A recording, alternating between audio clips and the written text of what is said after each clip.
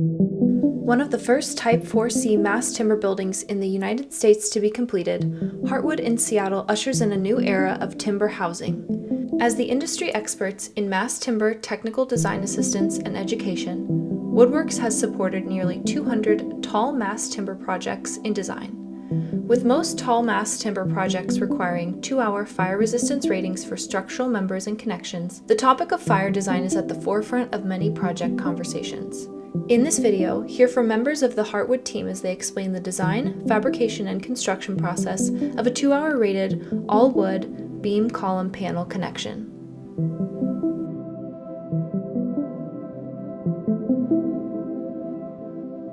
We ended up with a mortise and tenon joint, which has been used for hundreds of years. We really worked hard to elevate exactly the details of how that works to make sure that it works with all of the fire rating requirements for 2-hour rated, the modern ways that we fabricate wood, which is no longer with a hand chisel, but with a CNC machine. And also that it can handle drift in a seismic event, that mortise and tenon joint is going to hold itself together. My name is Adam Jongeward. I'm a structural engineer with DCI. Hi, I'm Taylor Cabot. I'm a project manager with Timberlab. Hi, my name is Lauren Magasko. I'm a digital construction engineer with Timberlab. So this is the Heartwood 2-hour connection. Today I'm going to kind of lead you through how this all gets assembled. The 2-hour connection, it basically means that, if there's a fire in a building, it's going to stand for at least 2 hours. The connection, especially in a 2-hour rated scenario, the connection will drive your member size way more than anything else. And so you need to understand exactly how it's going to come together, and your beam and column sizes will come based on that connection approach. It's really important that the structural engineer and the architect and the contractor are all brought in early, and we're all talking about how this building is going to come together. It creates the framework for the entire design. The first thing that happens on site is your concrete pad goes down. We're going to use a steel base plate that's going to be leveled, and it's going to bring the inconsistency of the concrete slab into alignment and allow for our timber that needs very precise positioning and plumbing to happen. So the steel is placed on anchor bolts, and then we set our first glulam column down on that. That's held in with epoxy rods, so you get a completely clean looking column. You see no fasteners at that point, and the base plate is hidden inside of the wood to protect it from the heat that would happen in a fire. After this column is set, we're going to brace it. We're going to put 2 braces on either side. We're going to plumb up this column, get it exactly into alignment of where it needs to be. At that moment, we're going to take our beams, slot them in through this mortise and tenon connection, and have them bear directly on the beam. Typically, this would have been the moment when you would have had a beam hanger and you would have been putting in bolts or drift pins and fasteners to hold this together. Because we've changed to this wood-to-wood connector, we don't have that issue. This just simply slots in, and we're off to the next beam, and we're off to the next beam. The biggest challenge was probably the fire rating. In tall wood buildings, you really need to think more collaboratively. And so figuring out ways to show the city that we are meeting all the fire rating requirements from the beams and columns were pretty simple. The connections are a little bit trickier. The fire rating for Type 4C is a 2-hour rated primary structure, which means 2-hour rated beams and columns and 2-hour rated panels. We've done fire ratings on a lot of different projects, but Type 4C really kind of elevates that to the next level. To make this a 2-hour connection, we needed to oversize all of the wood associated with a char layer. Right now, all the columns and beams are upsized in order to maintain what we call a char layer. There's a certain thickness for a 1-hour char layer, and then there's a certain thickness for a 2-hour char layer, and for 3-hour, and so on and so forth. All of these columns and beams that are exposed have been upsized in order to maintain a minimum structural integrity. So as you can see, when you get up here, this lower column, this is actually the only size that we need this column to be to structurally hold the building up. So we've added these added layers here as char protection. These can be damaged by fire, and we have not affected any of the structural integrity of this column. We've done the same exact thing for this beam.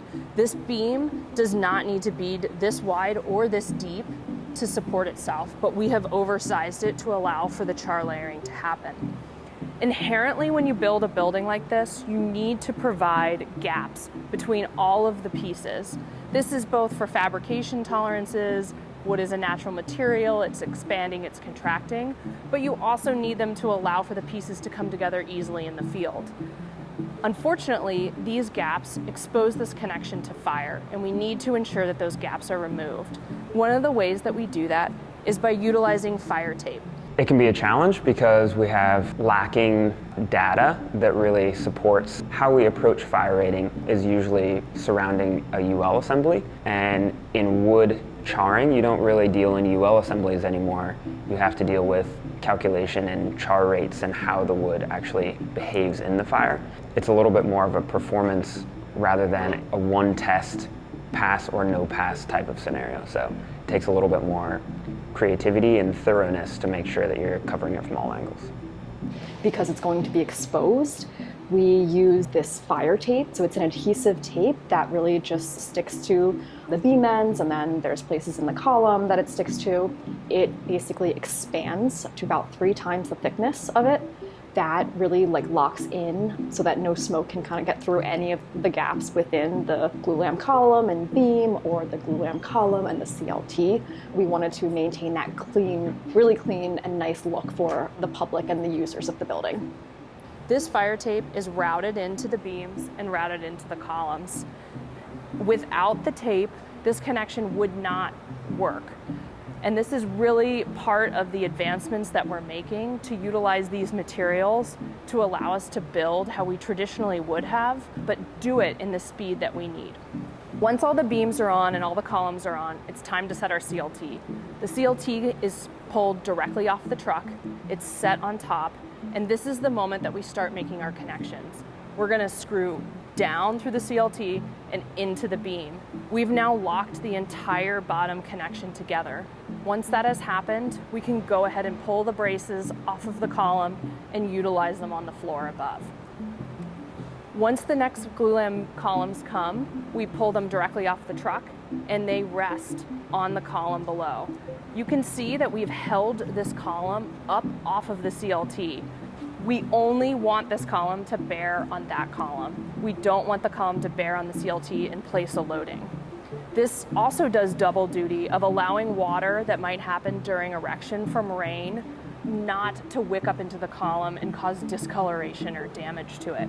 By utilizing this method, we were able to install the entire floor plate in 5 days. The mortise and tenon connection has been used for hundreds of years. The way that they built it was by hand tools, and so we wanted to find ways to modernize it in the speed at which it could be fabricated and then could be constructed.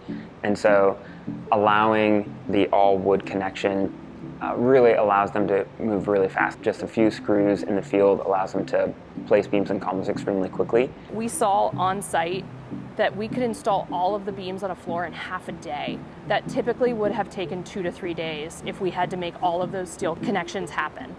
To get on site and see one whole level go up in one day, that's just amazing. This is the reason why getting the taller wood buildings is so exciting to me, is that it can really compete with steel and concrete on all fronts. I think that people like being in these buildings more, and they will work on paper. Considering wood? WoodWorks can help.